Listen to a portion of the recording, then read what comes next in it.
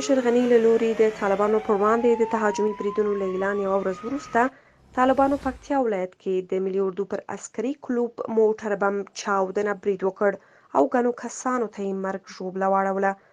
د پکتیا ولایت امنیتي چارواکي وایي برید د پنجشنبې په سهار د یو مازدا موټر په واسطه پر عسکري کلوب وشو چې له امله یې یو امنیتي سرتیری او 4 ملکي کسان وژل شوي او د 15 امنیتي سرتیرو په شمول 19 ملکي کسان ټپیان شوي دي.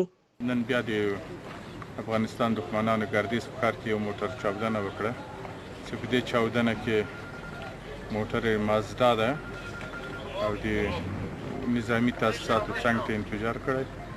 4 شهیدان لرو تقریبا. خو سیمه کې ځایي سرچینې د دې برید تلفات تر دې لوړ بولي. د پیښیني شاهدان وایي چاودنه ډیره زوروره وه او داسې وخت شوی چې خلک پر خپلو کارونو پسې روان وو. دوی وایي مرګ ژوبله امنیتي او ملکي کسانو ته اوښتې.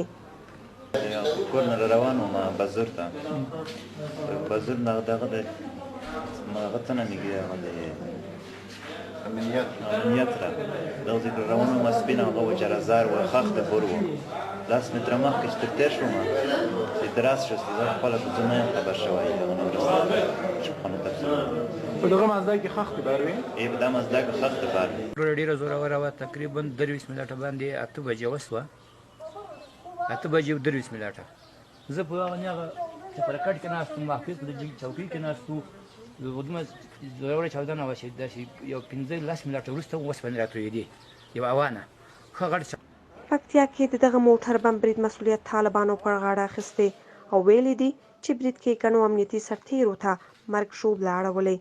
ولسمشر غني او پخواني ولسمشر حامد کرزي دغه برید غندلی.